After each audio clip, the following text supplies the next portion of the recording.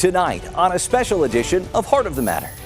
We don't need government telling Missourians what to do every day. It's the home stretch Folks are fleeing the state of Missouri, and that's a fact. of a contentious campaign season. I just think it's sad that he is unwilling to debate. Candidates are working to win your vote in the final hours before Election Day. It's all about bringing money back to this state. And there's a lot on the line this year. I am fully committed to retaining law and order. From crime It was time to step in to make Jackson County safe. to abortion rights. To issues with immigration. You have to have secure borders. Heart of the Matter's watching it all. This is about building coalitions. Asking tough questions of the people who want to represent you and sorting fact from fiction on key issues you'll see on the ballot so you're prepared to head to the polls. Our Commitment 2024 election special starts now. From KMBC 9, Kansas City, this is Heart of the Matter.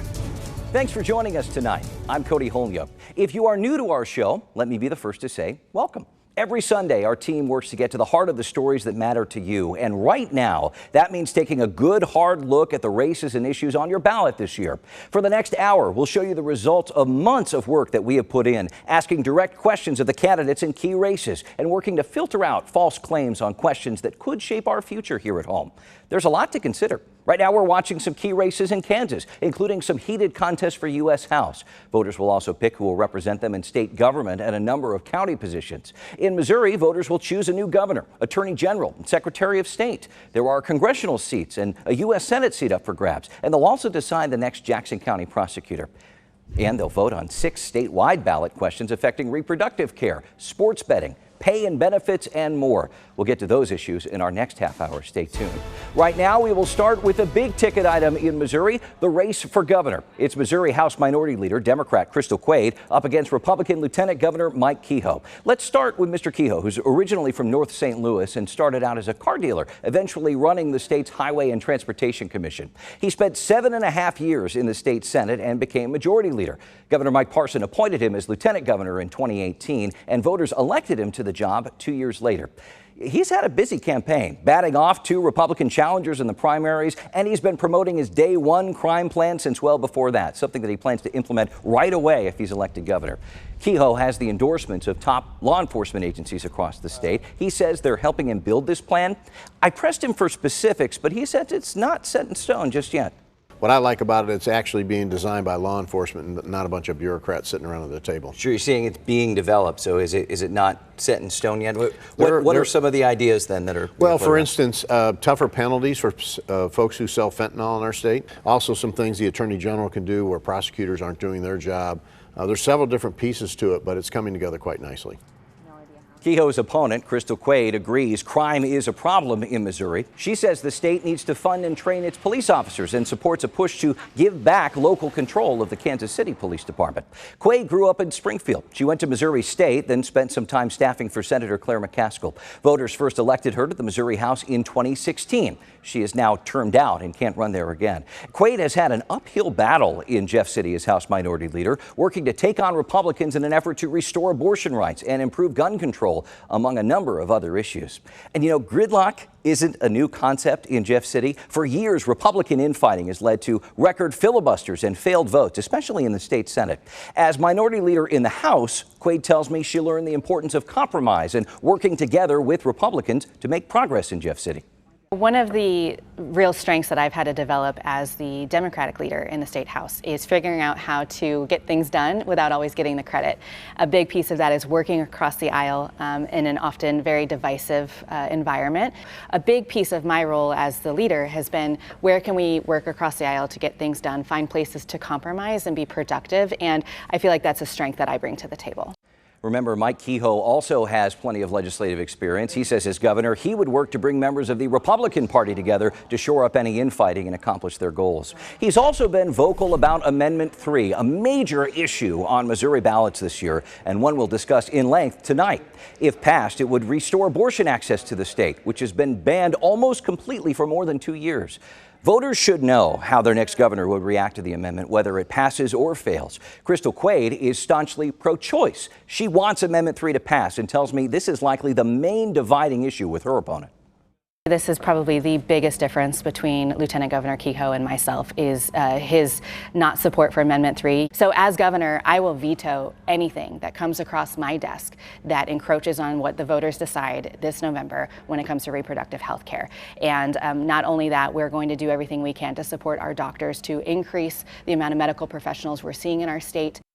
If Amendment 3 fails, Quaid says that she'll still work with the General Assembly to support women and doctors in the state. That includes potentially introducing new legislation that would allow for exceptions in the case of rape or incest. Mike Kehoe, on the other hand, does not want Amendment 3 to pass. He says if voters do approve it, he would still use the tools at his disposal to work to continue to promote pro-life policies in the state, and that includes leaning on the General Assembly. And I will follow the Missouri Constitution. But I also know that legislators in Missouri are elected by their, constituents, and many of those legislators feel like the most important thing we can do is to protect innocent life. I feel like the most important thing we can do is protect innocent life. So we're going to look at what the constitutional guidelines are and try to also find a way to always promote innocent life. If Amendment 3 fails, Kehoe also says he would consider amending Missouri law to include exceptions for rape or incest. We'll have much more with each of the candidates online. You can watch our segments on the races and my full interviews with both Mike Kehoe and Crystal Quaid at KMBC.com. Just click the Heart of the Matter tab. Tuesday, Missouri voters will also decide who they want representing them in the U.S. Senate. Republican U.S. Senator Josh Hawley is fighting for another 6 years in office up against Democratic challenger Lucas Kunce. Hawley was born in Arkansas, spent much of his youth in Missouri, went to Stanford for undergrad and Yale for law school. He served as Missouri Attorney General before moving on to the Senate. He beat two-term incumbent Democrat Claire McCaskill in 2018. But his national profile really grew on January 6, 2021, the day he voted against certifying the results of the 2020 presidential election, something his opponent, Lucas Kunce, has brought up a lot, especially early on in the race. But this really heated up after the primaries. I just think it's sad that he is unwilling to debate. The ridiculous thing here is that we have a guy who can't agree to 5 televised debates because he doesn't want to answer to his record. Hawley challenged Kunce to an impromptu debate just days after the primary election at the Missouri State Fair. Since then, he's worked to group his opponent in with the Biden administration. If you like the direction this country's going, if you like what Kamala has done to our country, by golly, go vote for Lucas Kunce because he wants to double down on every failed policy. You know what the leading cause of death is in Missouri? It's fentanyl. Second, meth. We don't make fentanyl or meth in Missouri. It comes to us across that border. And what does Lucas Kunce wants to do? What he wants to do is get rid of the border wall, and he wants to give amnesty to all 15 million illegals who are here. By the way, that bit about Kunce isn't true. Kunce tells me himself he does not support amnesty, and he claims Senator Hawley doesn't want to address problems at the border because he wants to keep it a campaign issue. The border is a train wreck, and there are simple solutions. In catch and release, stop the flow of fentanyl. Fentanyl is the #1 killer of people 44 and under right here in Missouri, and fully fund and equip Border Patrol. Do you support amnesty for people who have come over the border illegally? No, and What's your alternative? Well, I mean, I think what we need to do is we need to find a path to citizenship for people like the Dreamers, folks who were brought here as kids. I think people should be able to, go through a background check, and as long as they clear that, they should be able to get citizenship, but it's not some sort of blanket amnesty. Kunce says he wants to fully fund and equip Border Patrol workers and add more immigration court judges to the bench.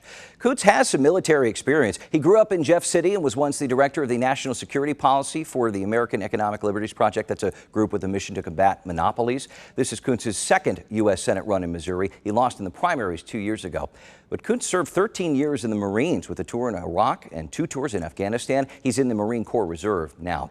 And he's worked to remind voters of his service to our country and to criticize Hawley for not being in this race for Missourians. The only people I will ever owe are everyday Missourians like those in my old neighborhood who took care of me when I was a kid. And so for me, that's what it's about. It's about bringing money back to this state. I actually admire our former Senator Roy Blunt. He brought about $300 million back to this state every single year his last few years in office. And it's a tragedy for me that Josh Hawley brings $0 back to this state every year in directed spending. And it's like, we can't afford 6 more years of that. Kunce is talking about earmarks. That's when lawmakers set aside funds for specific local projects. Senator Hawley has spoken out against earmarks in the past, saying that he wants to focus on doing what's good for the whole state and what's good for the whole country. We offered the senator several chances to come on our program and explain his platform. That didn't happen. But our roundtable got to the heart of his campaign. So I think there's an interesting dynamic where he is catering both to a conservative base and to certain elements that might be concerned about that, which gets, I think, Cody, to the criticism that a lot of Democrats have of Josh Hawley, and maybe some Republicans, which are lingering questions about his authenticity, about whether they can trust him, whether the person that presents himself during campaigns is the same person who is holding the office and living out that job as a senator. We have answers to all your election questions right now in our Commitment 2024 election guide. Sample ballots, where to vote, the big races. You'll find it all right now at KMBC.com under the Commitment 2024 tab. Our special Commitment 2024 coverage continues tonight with a look at candidates running on law and order. Crime is an enormous issue. I'm the only one who's got a comprehensive plan to deal with gun violence. We'll ask the people running for Missouri Attorney General and Jackson County Prosecutor how they will work to keep you safe. Then we'll dive into the congressional races on your ballot with a special look at one of the more heated contests in our area. Winner of Mid-America Emmy Awards and the Kansas Association of Broadcasters Award for Best Recurring Program. You're watching Heart of the Matter on KMBC 9.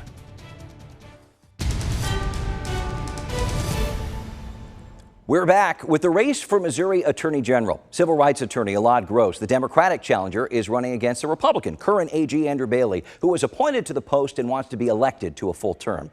Bailey is from St. Louis County and went to Mizzou. He's an Army veteran, and before becoming AG, he worked as a prosecutor. He served several legal roles in state government. Bailey has made a point throughout the course of his campaign to tell voters he supports former President Donald Trump, and not just in his policies. Bailey has even taken and threatened legal action in defense of the former president in the past. In fact, that was the bulk of his primary campaign. When he took the oath of office early last year, Bailey touted himself as a constitutional conservative devoted to following the law, and he tells me his platform is his record. We're going to continue to find new and innovative ways to effectively deploy state resources to assist local efforts at fighting crime. We're going to continue to enhance our Consumer Protection Division. Last year alone, we recovered more than $32 million in settlements and judgments on behalf of defrauded Missourians, and that's putting real money back in the pockets of working Missouri families. I'm dedicated to ensuring that there's a level playing field for Missouri consumers, and proud of the work we've done, and I think we can expand those efforts going forward. His opponent, Democrat Elad Gross, claims that Bailey hasn't done enough for Missouri and says grandstanding for the former president doesn't help the people of the Show Me State. Gross is from St. Louis, where he practices as a civil rights attorney. He studied law at Washington University in St. Louis and served in the state AG's office as assistant attorney general when Chris Koster had the job. Gross has run for attorney general before, too, losing in the primaries in 2020. He has a comprehensive platform posted online on his campaign website filled with plans for what he'd do if elected. That includes a strategy to address gun violence. Two things. One is you make sure that folks who are committing violent crime are being prosecuted. But the other side of that is once someone is shot or killed, you're not bringing that person back. You have a broken community as a result of that. And we need to do as much as we can to prevent violence from happening in the first place. And that requires significant investment in our communities. Gross points out he is a gun owner and doesn't want to take guns away from Missourians. Rather, he tells me he wants to make sure people who shouldn't have guns aren't able to get them. Closer to home, we are watching a pivotal race for Jackson County Prosecutor. Democrat Melissa Johnson's taking on Republican Tracy Chappell, and whoever wins here would make history, becoming the first black woman ever to hold the post. Melissa Johnson grew up in Kansas City's Oak Park neighborhood and went to Columbia University and law school at Mizzou. She spent time in the Jackson County Prosecutor's office, was a court clerk and attorney for private firms as well. Right now, she's public safety director for Kansas City Mayor Quinton Lucas. And she's been in that post for nearly 2 years now. She tells me she knows people in Jackson County and Kansas City are frustrated with crime and tells me if elected, she will prosecute criminals, but crime prevention also needs to be a priority. My platform is all about strengthening our investigations, expanding our capacity so we can hold more people accountable and reduce case dismissals, but also understanding that we only have so much jail space in our community. We have a lot more people that we have to hold accountable, but find alternate means of accountability. And so those two principles have to coexist. Strict accountability, but understanding that we have to deploy resources as well. Tracy Chappell, meanwhile, is critical of the status quo, pointing out that Jackson County can't program its way out of prosecution, in her words. Chappell has more than 20 years of courtroom experience after graduating from the UMKC School of Law. Right now, she's a criminal defense attorney, but she has served before as head prosecutor for the city of Blue Springs, Missouri, and has worked for Jackson County as senior assistant county counselor. One change Tracy Chappell would make? Well, she tells me she would start prosecuting nonviolent drug crimes again. That's been one of her biggest complaints about the policies of the current prosecutor, Jean Peters Baker, who's not running for another term. Even though it starts off low level, it creeps up. And it sneaks up on you. And so you have to deal with it early and often. And what that looks like, what I like to see is putting them in drug court, so that they can go ahead and get help and services for their addictive personalities or the addictive drug. But if they can't do that and become productive citizens in our society, then we have to do something stronger with them. Melissa Johnson, on the other hand, says that she would not prosecute low-level nonviolent drug crimes if elected, but she claims she would be tough on drug dealers. We have much more with each of the candidates. Watch our segments on the races and my full interviews with them right now at KMBC.com. Just click the Heart of the Matter tab. Next, we'll look at the battle for Congress in our two states, including a wide-open race affecting voters close to home. Our special election coverage continues next. Welcome back. Next up, a look at the battle for Congress this campaign season. All 435 seats in the U.S. House of Representatives are up for grabs. Let's dive into one of the most contentious races in our area, the fight for Kansas' 3rd Congressional District. Three-term Democratic Congresswoman Sharice Davids is back in the race, this time challenged by Republican Prasanth Reddy. Davids is from an Army family, born in West Germany. She graduated from Leavenworth High School and is one of the first Native American women ever to serve in Congress. She's also the only Democrat in Kansas' congressional delegation. The Congresswoman knows the economy is certainly top of mind for many voters right now who are having trouble paying the bills. She points to her support of the Inflation Reduction Act, which, among other things, capped the price of insulin and allowed the government to negotiate the prices of certain Medicare drugs.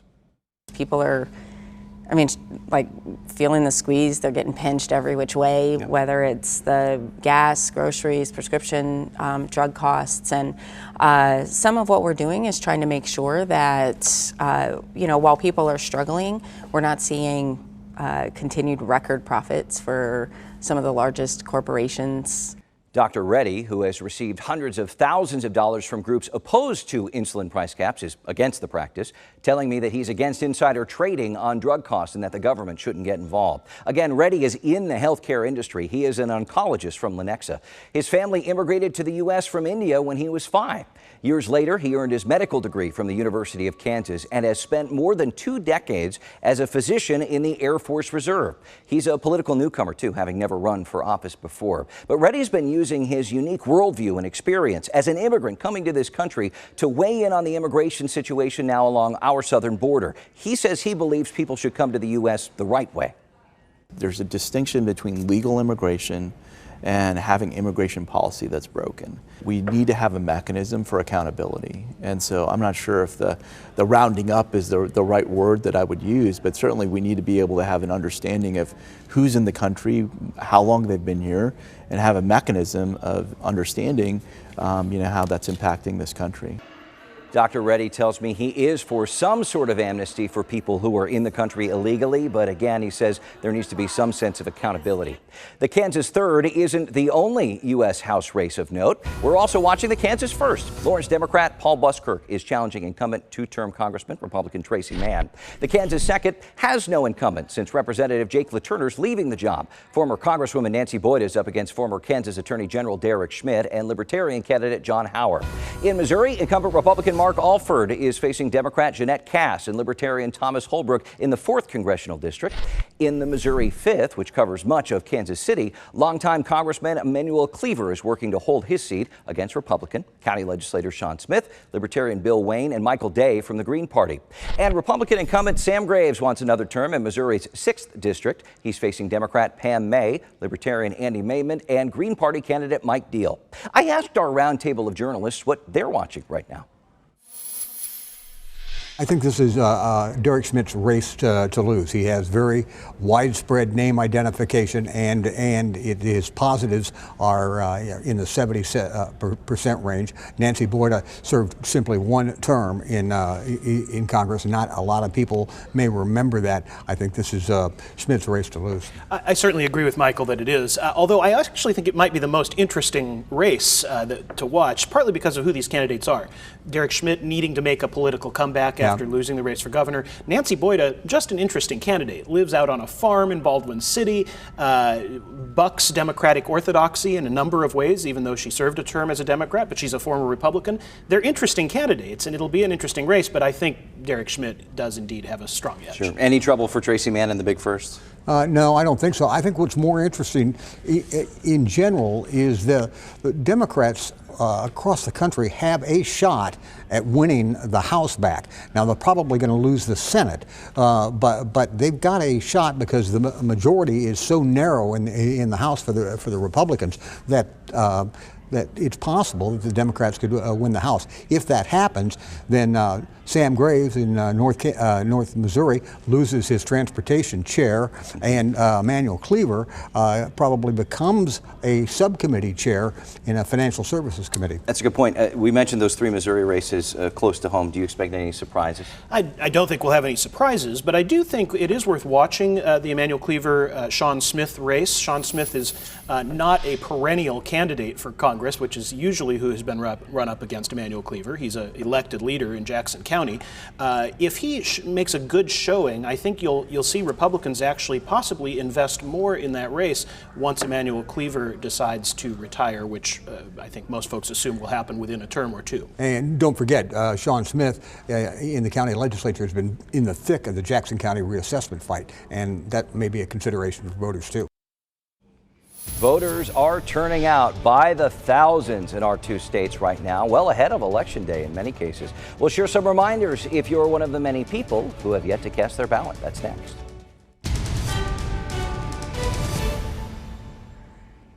I'm happy that I waited. I got my sticker, got my sweater, but 3 hours, that's a long time. Early voting has been available for weeks now in both Kansas and Missouri, and voters have been showing up in droves, waiting hours in some cases to make their voices heard.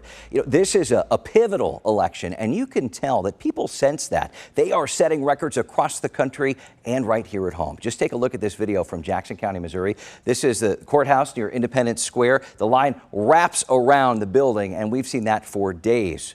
If you would still like, you could vote early on Monday. In-person absentee voting is still available in a few places in Kansas and Missouri, though most counties or election offices will have limited hours or locations as they prepare for the big day coming up on Tuesday.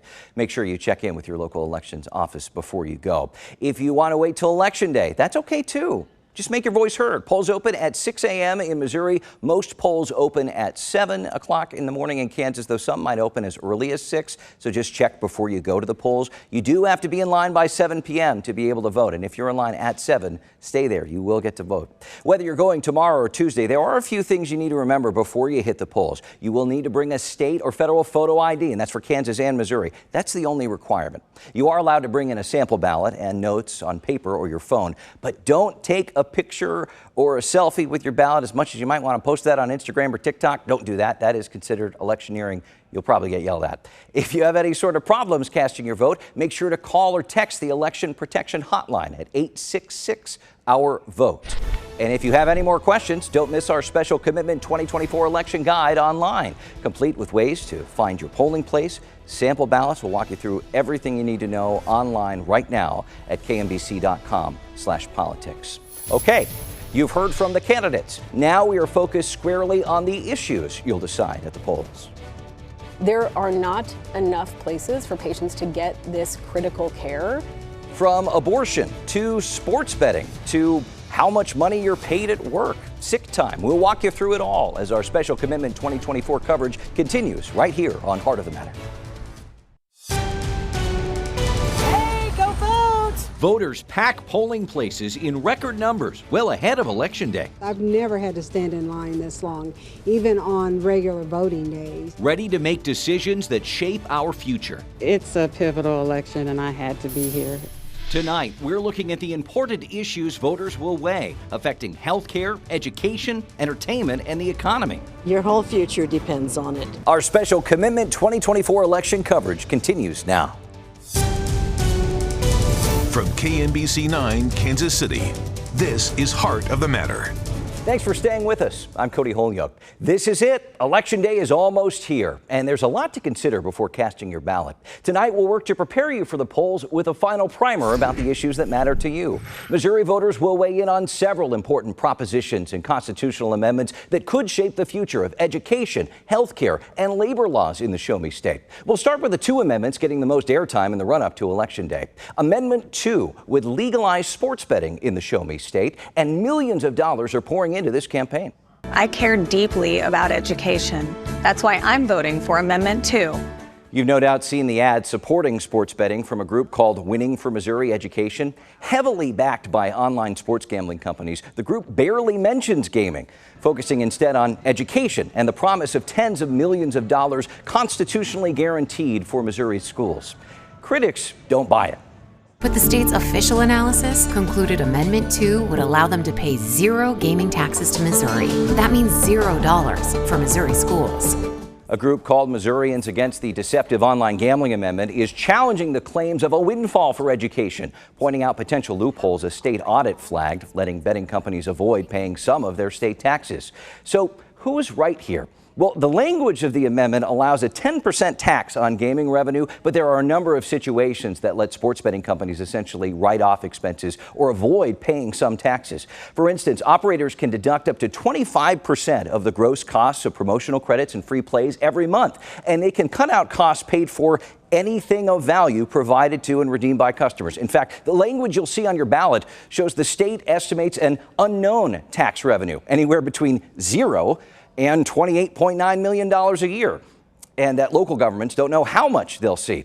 Despite the uncertainty, September polling from Emerson College in the Hills shows a majority of likely Missouri voters support sports betting. Some 52% say yes to Amendment 2, with 25% saying no, 23% still at that point not sure which way they would go.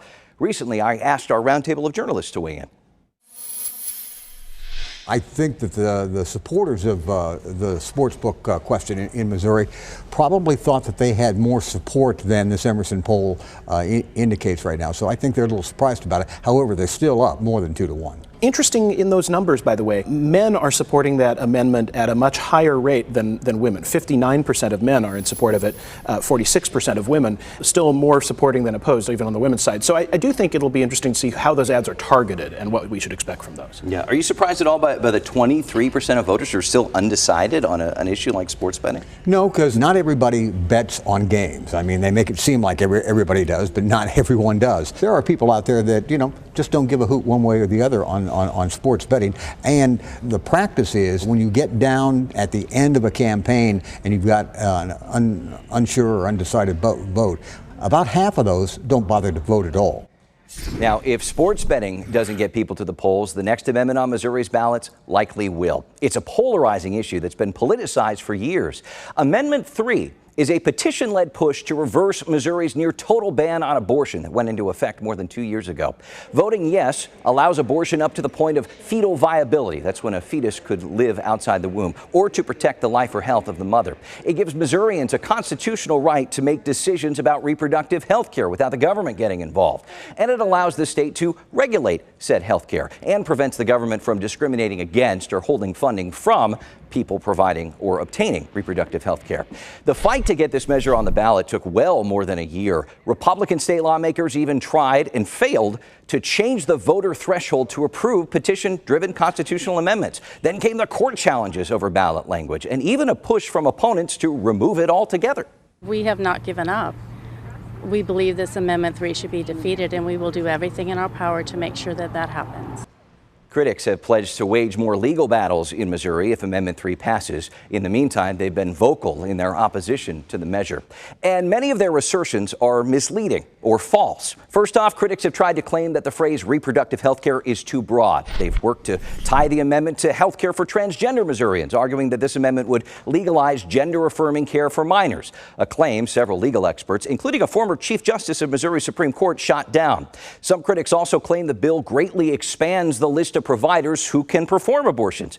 In a letter sent to Catholics, the Bishop of the Diocese of Kansas City falsely claimed dentists or pharmacists could be called upon for the procedure if Amendment 3 passes. Again, that's not true.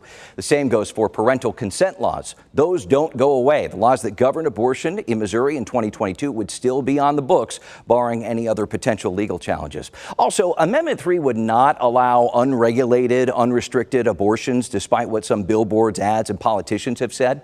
Recently, I discussed that claim with the head of Planned Parenthood, which oversees some reproductive care in Kansas and Missouri.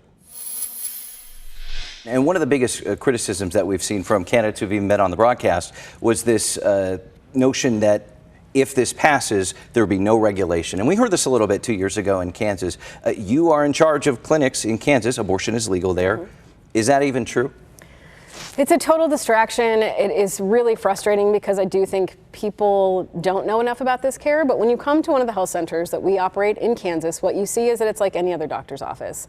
We are regulated, we follow national and local standards, we are proud to offer high quality care in a safe environment, and that is exactly what Missourians deserve. We don't deserve to be targeted and regulated out of existence. That is what the legislature has done. They have made medically unnecessary restrictions for years that really prevented Missourians from getting care. Abortion is health care, and it should be treated the same way every other type of care is treated. In Missouri, if this amendment passes, there would be regulations in place, is what you're saying. We would be regulated like every other type of care. What this would do is really shift the burden to the state to defend any restrictions it puts in place. So for a long time, we as the provider have had to say, this is how many patients can't get in, this is how difficult it is to get care, this is so out of line with national standards. Instead, the state has to say, no, this is why we think it's justified to make it more difficult to access. Missourians shouldn't be fleeing their home state to get this care. By the way, Missouri is one of 10 states with abortion on the ballot this November. Voters in 7 states, including Kansas, have already decided to protect abortion rights in the 2.5 years since the Supreme Court overturned Roe v. Wade. This issue has won in every state where it's been up for a vote. We'll see what happens Tuesday. Still to come on Heart of the Matter, much more on the ballot, including a push for a pay bump in Missouri. And there's many desperate things going on for working families trying to put food on the table. From wages to wagering to how Missouri votes, it's all on the line Tuesday. We're going to walk you through it all, issue by issue, as our special Commitment 2024 coverage continues. Winner of Mid-America Emmy Awards and the Kansas Association of Broadcasters Award for Best Recurring Program. You're watching Heart of the Matter on KMBC 9. Welcome back. We are just getting started going through all of the issues and amendments up for a vote in Missouri. I do want to bring in KMBC 9's Matt Evans to help us go issue by issue here. And Matt, thanks for being here. We know you've been following these issues and amendments for months. There's a lot packed into Missouri ballots this year. There is a ton, Cody. One of the longest ballots that I can remember seeing, and even elections officials are warning voters to come prepared because there's a lot of reading to do. You know, you just covered Amendments 2 and Amendments 3. The next amendment down the ballot, pretty straightforward. Amendment 5 would let the Missouri Gaming Commission issue a new gambling license for a riverboat casino in the Ozarks. That would go on the Osage River, part of a project by Bally's, which operates a casino here in Kansas City. You might be asking, why do voters across the state have to weigh in on this? Why can't they just build it? Why couldn't it be a local vote? Well, right now, Missouri's constitution only allows casinos along the Missouri and Mississippi rivers. If this passes, the state does estimate that project would bring in an extra $14 million in gaming tax revenue every year, set aside to help the early childhood literacy programs at Missouri public schools. The campaign in favor of that Ozarks casino spent a lot of money on ads statewide, pointing out that Amendment 5 is separate from Amendment 2, which would legalize sports betting. Right, and that's an important point because we've seen some groups try to combine that messaging and say it's all about gambling, but they're very different amendments. Let's get into Amendment 6 now. It's tricky because the language on the surface sounds pretty straightforward. Yeah, this is one that the Missouri General Assembly put on the ballot. They put 2 on the ballot this year. Amendment 6 promises to fund salaries and retirements for current and former law enforcement personnel, people like sheriffs and prosecuting attorneys. But what's not listed on the ballot is the fact that money would be generated through a $3 municipal fee. The state would start requiring people found guilty of traffic tickets and other municipal violations to pay an extra $3 in court fines. Now, that did used to be standard practice in Missouri for about 8 years. until the state Supreme Court ruled it unconstitutional, saying that the funds aren't, quote, reasonably related to the expense of the administration of justice. Interesting. So the legislature is working to get around that. Again, this was not a petition issue. This came from Jeff City. Matt, I know we've seen some editorial boards speaking out against Amendment 6. They really have. The Kansas City Star, for example, their editorial board wrote about it last month, pointing out that extra fees on tickets are already expensive, often hurting those that are least able to pay for them. And this was interesting. The paper's board really didn't mince words, writing sheriffs should not be able to retire on the backs of the poor. Well, now let's move on to Amendment 7. Cody, I know we've discussed this one before. It's important to read between the lines on this amendment. The main thing it would do is ban ranked choice voting from Missouri elections. A couple of states use this. That's an election process often called an instant runoff, where voters rank the candidates by preference. If there's no outright winner, the state would tally up the second preference votes to then make a call. Ranked choice voting isn't often used in Missouri. Republican lawmakers are trying to get rid of it by passing Amendment 7. They believe ranked choice voting makes things unnecessarily complicated. We need to be doing everything possible to simplify the process, to make it more transparent, to get more people involved in the process so that they can trust the results. Now, some voter advocacy groups, meanwhile, are fiercely against this amendment. They argue it takes away local election control. It's intensely anti-democratic. From our point of view, ranked choice voting means that voters have more say, and therefore we have better democracy. Here's the thing, though. You probably haven't heard a lot about the ranked choice voting part of Amendment 7. That's actually by design. State lawmakers masked it in a change involving who can vote on Election Day. The amendment changes just one word in the Constitution, saying only U.S. citizens over 18 living in Missouri are allowed to vote instead of all citizens. Right, so you bake this thing into the state constitution, but again, it is already illegal for non-citizens to vote, and there's been no widespread evidence that it's happened. It's what critics would call ballot candy. Right, and supporters of the amendment are hoping that'll get people to pass it. Meanwhile, they're hoping that the actual change banning ranked choice voting does go through. The last Missouri question on your ballot is Proposition A. Would raise Missouri's minimum wage and require many employers to provide paid sick time for workers. Right now, Missouri's minimum wage is $12.30 an hour. A yes vote would raise the minimum wage to $13.75 on January 1st and bring it up to $15 an hour in 2026. After that, the minimum wage would automatically adjust every year to keep up with inflation. Missouri already adjusts its minimum wage based on the Consumer Price Index. So who is this going to affect? Well, a policy research group called the Missouri Budget Project estimates more than 500,000 workers in Missouri earn minimum wage, and that's about a fifth of the entire workforce. For me, it's a good idea because my people will stay with me longer if they're making enough money to make a living. Regular working people in Missouri deserve to get what they've earned. Opponents of Prop A point to the fact that Missouri's minimum wage is already higher than other states. For example, Kansas goes by the federal minimum wage, which is still just $7.25 an hour. And opponents claim a yes vote would hurt small businesses who would be forced to raise prices to cover all those costs. Small businesses just can't absorb the cost without raising the prices. As we continue to add regulations and additional burdens and costs to the restaurants, they have to pass that on to the consumers. As for sick time, Prop A would establish new rules for businesses with 15 or more workers. For every 30 hours worked, employees would earn 1 hour of sick leave. That translates to about 7 days of paid time off a year for people who are working a 40-hour work week. Right now, Missouri employers are not required to give paid sick leave. Yeah, also important to note that these changes would only apply to private employers, right? Right, so governmental entities like school districts wouldn't have to change their wages or their sick time policies. All right, thanks for following it all, Matt Evans. Appreciate it. Our roundtable of journalists is back next with analysis of these issues and their final thoughts before Election Day. Stick around.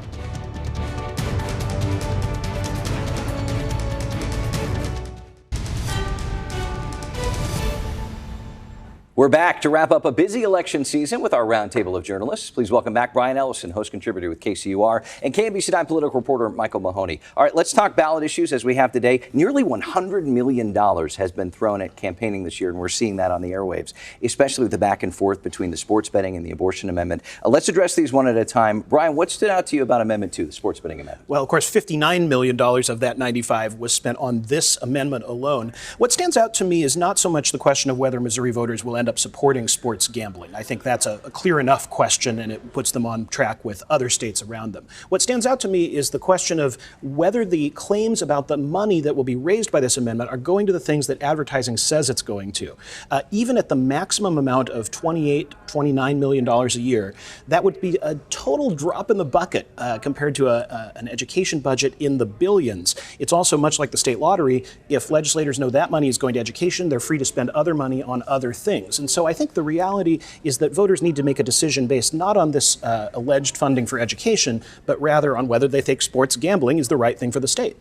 Yeah, the other thing on that is the dynamics on this question in Missouri has changed. Earlier this year, in the late summer, the polling on sports betting and gambling in Missouri was convincingly saying that this was going to be a lay-down race. It was going to pass easily. That has changed. There's been a relatively effective ad on television by opponents of this, and I expect that the sports betting question is going to be a lot closer when the results come in than people thought just a few weeks ago. Perhaps the marquee issue in Missouri this year involves abortion rights, Amendment 3, one of the most polarizing political topics we've seen in a while.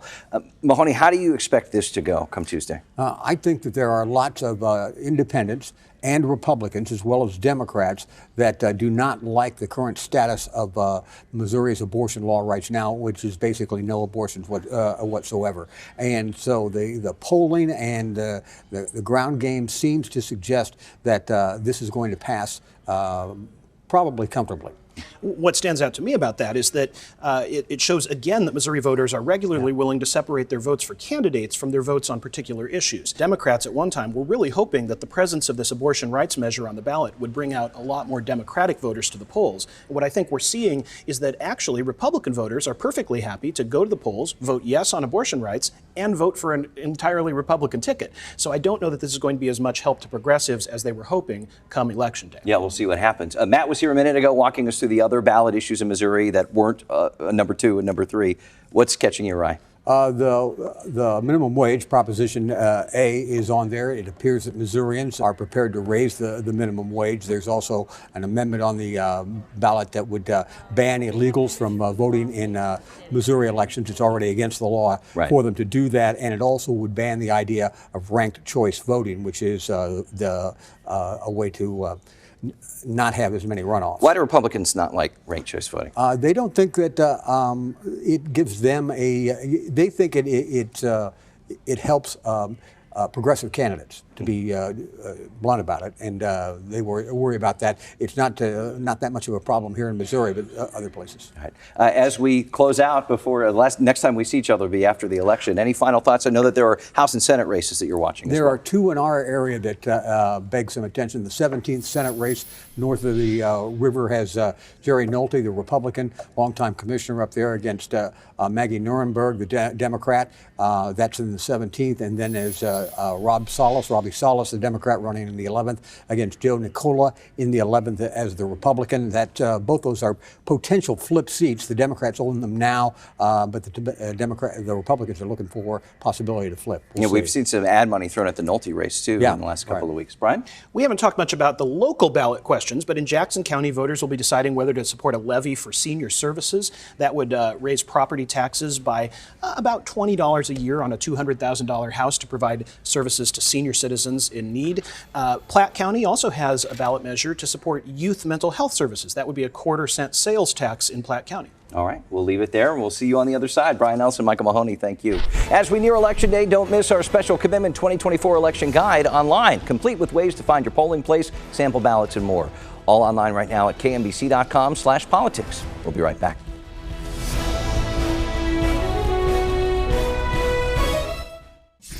A final Election Day reminder, polls open Tuesday morning at 6 on the Missouri side, and all polls are open by 7 on the Kansas side. They close at 7 at night, and if you are in line when the clock strikes 7 p.m., stay in line. You will be able to vote. If you're new to Heart of the Matter or just back for more, We appreciate you watching, of course. Every Sunday morning, we offer an in-depth look at the stories that matter to you. Next week, we will be breaking down election results in Kansas and Missouri, so be sure to tune in. Heart of the Matter airs Sunday at 11 a.m. on KMBC 9. Don't forget, you can watch our interviews and analysis at any time online at KMBC.com or in our KMBC 9 News app by clicking the Heart of the Matter tab. And you can listen to this and other episodes of our show on the go. Just search for KMBC 9's Heart of the Matter wherever you get your podcasts. That's it for the election season. Thanks for joining us. I'm Cody Holyoke. We'll get to the heart of your election results when we see each other again next Sunday. Go vote and have a great day.